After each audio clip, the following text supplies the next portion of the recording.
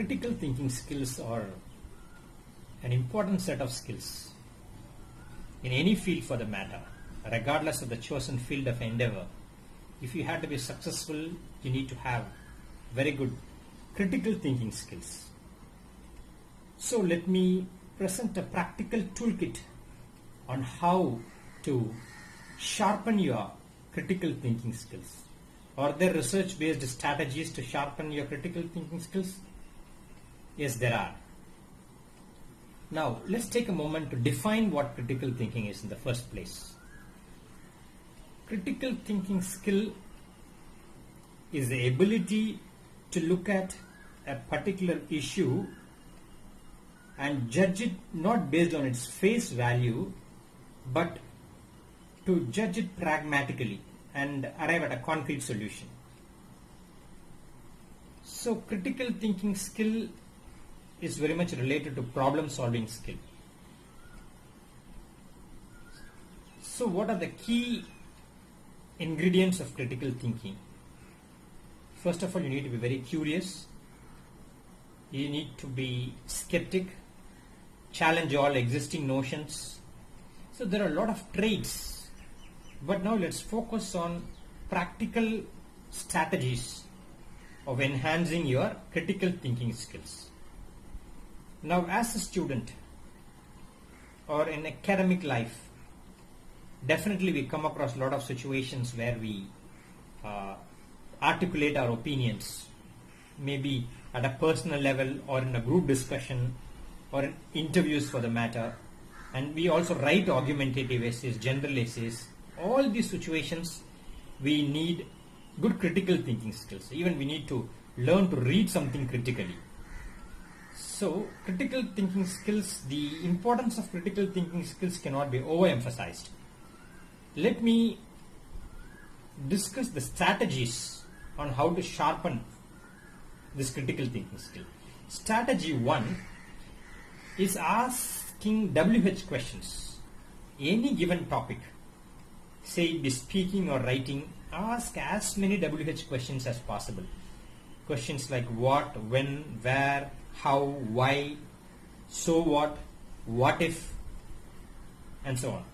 See, there's a famous quote by Rudyard Kipling which says, "I have 6 honest servants with me.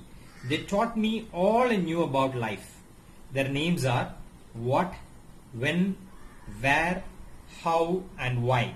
So strategy 1 is to ask as many WH questions as possible about the given topic. For instance, let's say you are given a topic on the impact of COVID-19 and you're asked to talk about it. Then you will be using this WH strategy. Not necessarily for this topic, any topic. Where did it start? How did it start? When did it start? What are the effects of it? So what? How do you deal with it? So you ask as many questions as possible. Generally you develop your ideas. A reading passage is given to you.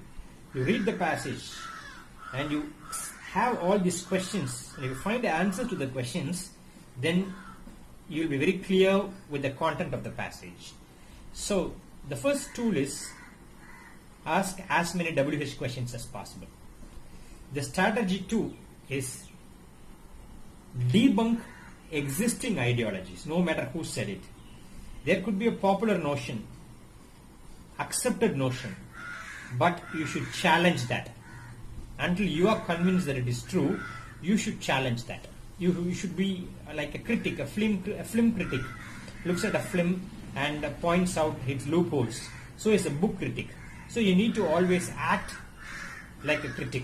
Think critically, whatever situation you come across. And when you develop this habit, naturally your critical thinking skills also will improve dramatically. So the third strategy is looking at an issue on different perspectives. It's just like looking at the two sides of a coin. So what you need to do is, suppose you are just given a topic on online instruction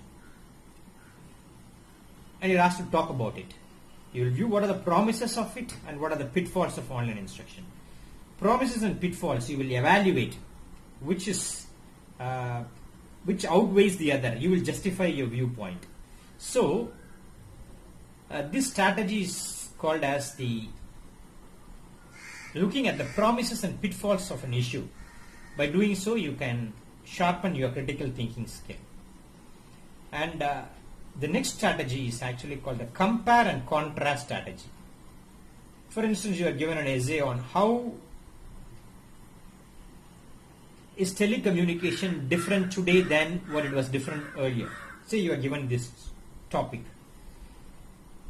You will compare the advancement today with the kind of technologies that were there a few years back.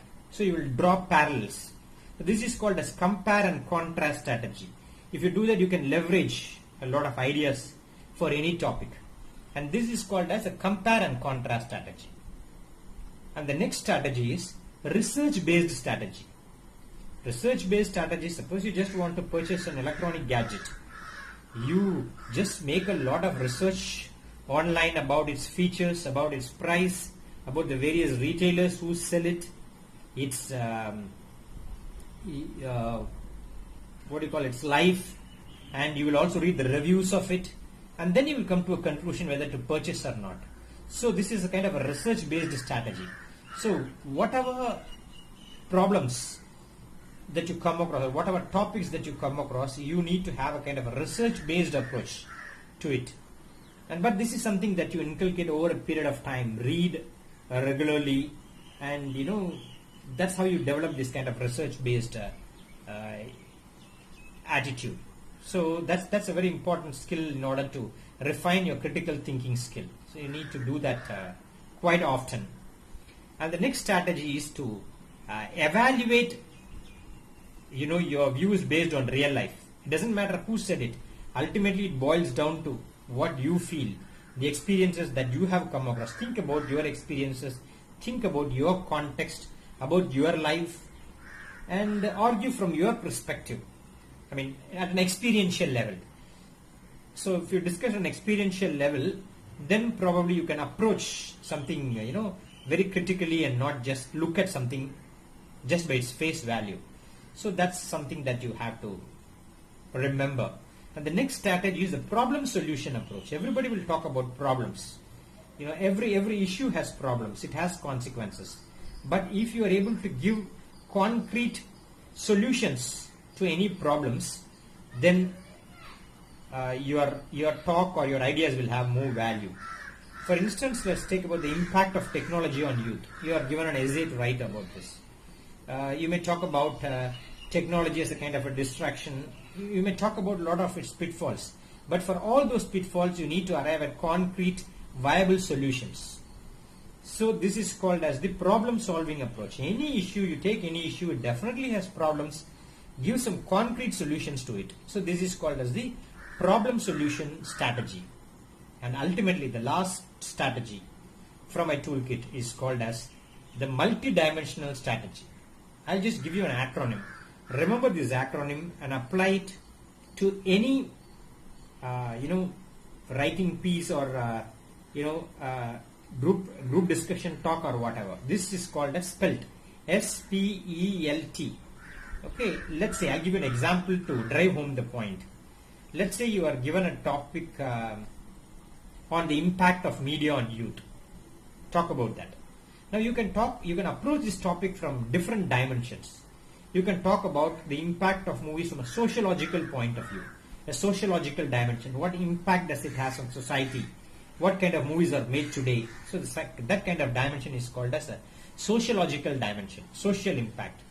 P stands for political impact. How does the present movies trigger that kind of awareness from the political dimension? Every movie has a political landscape. So discuss about the politics of it. So S stands for sociological dimension, P stands for political dimension, and then E stands for emotional perspective. How can you approach it emotionally? What kind of feelings does it trigger? Does it trigger sexual feelings? Does it trigger rage? Does it bring an awareness on people? So you can discuss it from an emotional perspective. SPE, and L stands for legal. Is it right or wrong? Is it moral or immoral? Are these movies good or bad? Does it have a constructive effect on people. So this is called as the legal aspect, whether it is good or bad. So that's legal. And T stands for technological. What are the technological advancements of the present day movies compared to what it was earlier? So SPELT, remember this acronym, you can approach any topic from a multidimensional perspective. S stands for sociological perspective, P stands for political perspective, E stands for economical perspective, L stands for legal perspective, and T stands for technological perspective. So, if you apply this multidimensional approach, you can very well refine your critical thinking skills. So far we have discussed about some strategies called the WH strategy, debunking existing ideologies, looking at an issue from two perspectives, like two sides of a coin, and then we discussed about the compare and the contrast strategy, the research-based strategy, the problem solution approach, and the multifaceted strategy. So before we leave, I just have a take-home message for you, which you can really take it and apply. And if you apply, this will refine your critical thinking skills. It will sharpen your critical thinking skills. Take any field. Let us take you are from a psychological field. Okay. And from the psychological field, you watch some expert opinions. You take that expert opinions in your video and you argue with them. Give some contradictory views. Debunk their ideas. Look for more clarity. Of course, you are not going to argue with them, but you can just visualize as if you are, debunking their ideologies. By doing so, you can sharpen your skills.